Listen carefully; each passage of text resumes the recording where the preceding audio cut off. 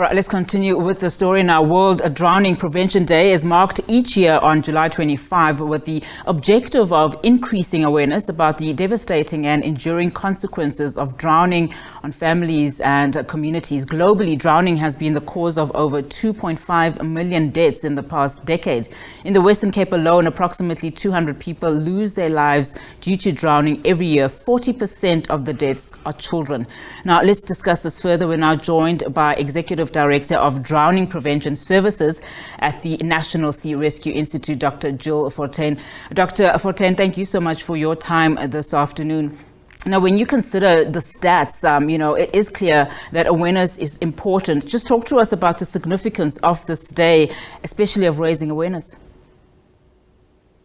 Yeah, so I think the day is particularly significant, especially because it's been earmarked by the World Health Organization, who is the host of the Drowning Prevention Alliance, as well as the United Nations and many other global organizations.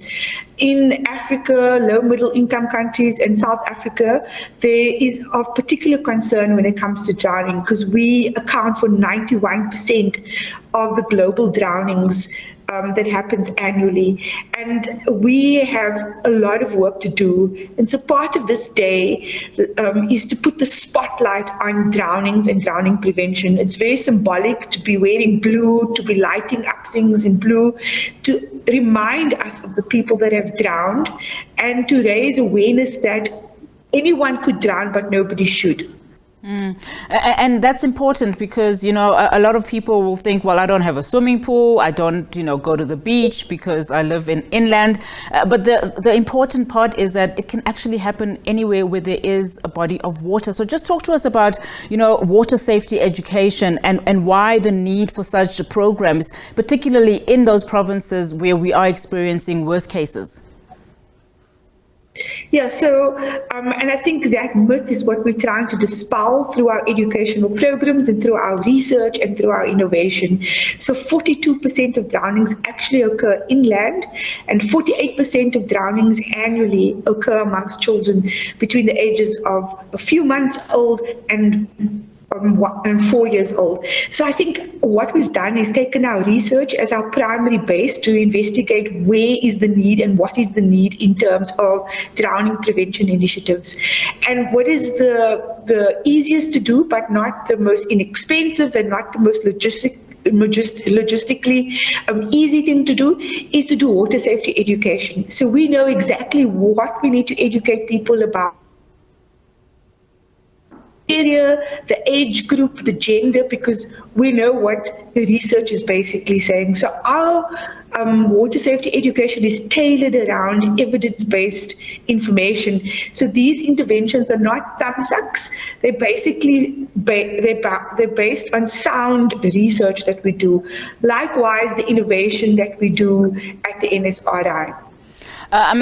We saw in that previous clip, a parent just giving an account of how 1 minute you are swimming in the ocean with your children and you think it's relatively safe. The next minute, this big wave just washed off most of the family, including her children. And that desperate moment when you're trying to save your family members. Just talk to us there about the kind of interventions that you do at beaches, particularly during the festive period. We know, of course, there are several provinces that, where people from mainly inland flock those beaches, and some of these incidents occur.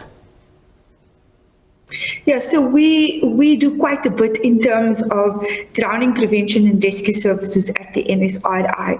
So if we start right at the beginning, we don't work just for that 3-month festive period when people are flocking down to the beaches. We're working for all 12 months on drowning and drowning prevention. And what we're doing in the water safety education is we're giving people knowledge, but then we're also doing behavior change, whether that is learning bystander resuscitation, which is critically essential for every single parent and every single adult to learn how to do resuscitation, or otherwise known as CPR.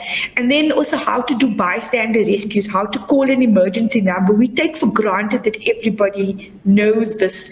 And then we are basically preparing for the festive season, whether it be signage or whether it be something like our Pink Rescue Boy program or our survival swimming centers. And in addition to all of that, we have rescue services that is responding to people that are in trouble, and we have over 1,400 volunteers at over 50 stations throughout South Africa that report to these incidents. And then you have other organizations that are focused on lifeguarding as their voluntary service. We run a professional lifeguarding service where we only pay our lifeguards, and we do quite a bit on a number of aspects to ensure that drownings are prevented. Right, Dr. Fortuin, thank you so much for your time this afternoon. Really do appreciate it. Dr. Jill Fortuin is the Executive Director of Drowning Prevention Services at the NSRI. And of course, today marks World Drowning Prevention Day.